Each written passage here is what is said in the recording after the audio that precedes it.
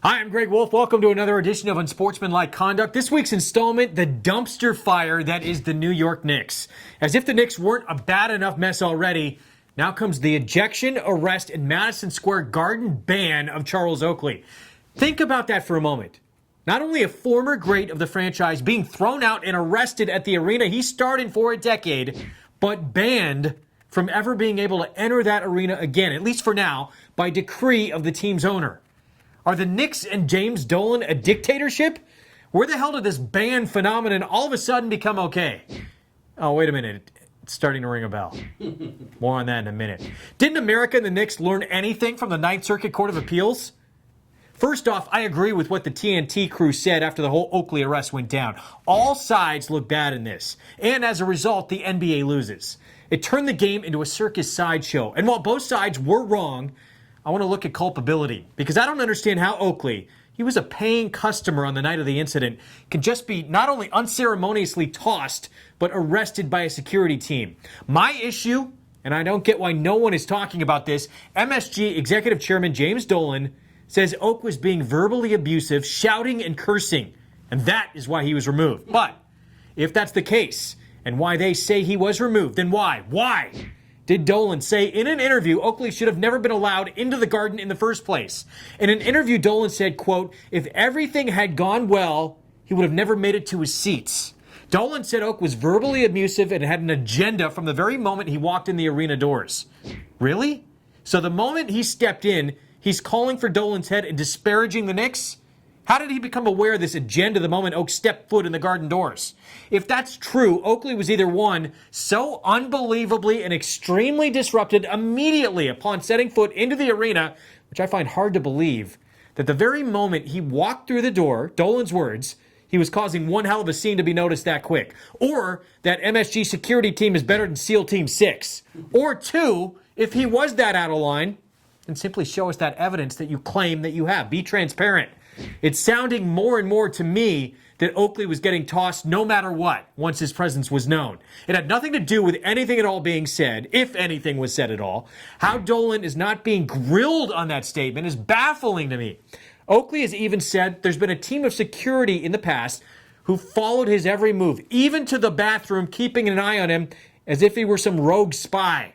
And to that point, NBA insider Adrian Wojnarowski of The Vertical corroborated these tactics by Dolan in a recent piece, saying this, quote, "Dolan has terrible judgment in people and gets easily manipulated.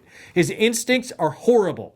Mostly, Jim Dolan is surrounded with sycophants and henchmen who help him carry out his petty grudges and personal feuds, forever feeding his bottomless pit of paranoia."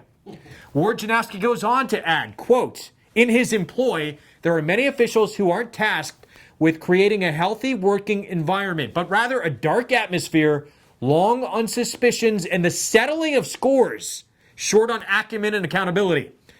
Sound like someone else who's in power? Sound like someone who would have a security team physically remove someone?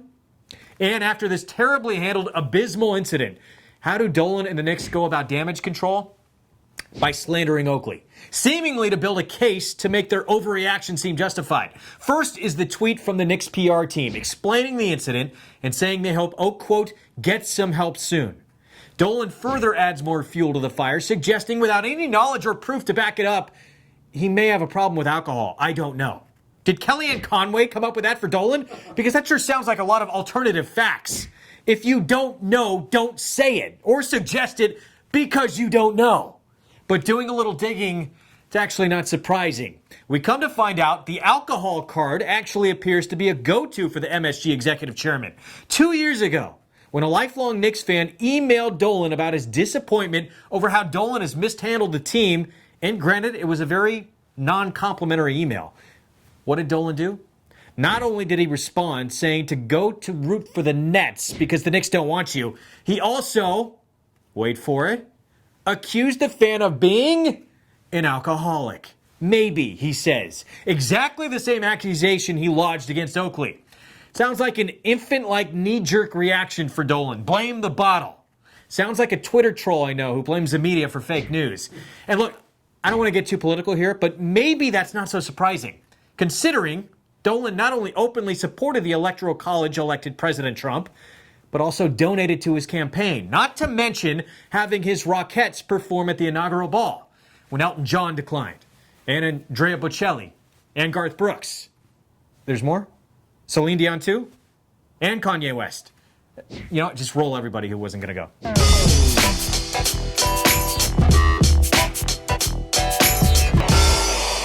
Okay. Maybe Dolan and the Knicks should look in the mirror because they are a damn mess. If anyone needs help, it's them. But throwing out for all to be seen on social media that Oakley needs help and they hope he gets it soon, it's disrespectful and damaging. I would think that it's going to be very costly to the Knicks if and when this goes to court. And if you really hope that a former member of the family gets help soon, wouldn't you actually try to help instead of airing out his business that you stated you're actually unsure of is even true? Just a thought.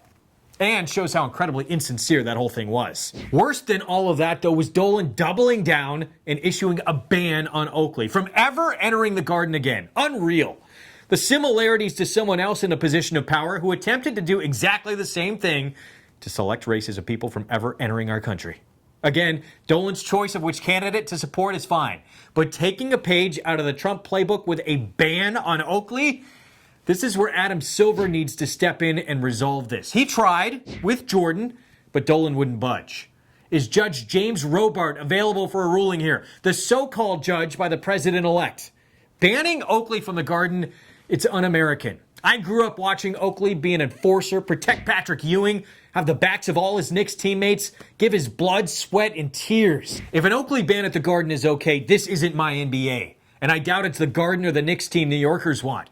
Dolan's next move, backing up everything Ward Janowski reported, more terrible judgment of welcoming back a player he hasn't talked to in years, who he previously feuded with, who also wasn't welcome in the Garden, until coincidentally, just 4 days after the Oakley incident, Latrell Sprewell, a pawn in Dolan's childlike game of chess. How convenient. How sad. How transparent a move that no one is buying. The ejection, the arrest, the PR tweet, the accusation of a possible drinking problem, the ban, and then the shameful Sprewell move. 6 awful steps from Dolan and the Knicks that they could have ended from the start. Oakley may have some anger issues. He may have even said some things that weren't appropriate. But he belongs in the Garden, at least as a paying customer. In a word, the ban, the whole incident, this sums it up. Jim Dolan, the lucky son of a billionaire cable television empire. Dolan has nothing in common with Charles Oakley, a self-made man of the people, an authentic American success story who never needed his old man's money to buy his way into the hearts of Knicks fans in the city. And speaking of cupcake moves, actually we're out of time. Yes, KD deserved better in his return to OKC, or at least not the level of hatred he received. But we'll get to the Oklahoma City crowd another time. Oh, hey, almost forgot. If you like our videos, you can subscribe right up here. And our next one, you can watch right down here. We've got a whole bunch of them. And we love your feedback, too. Subscribe!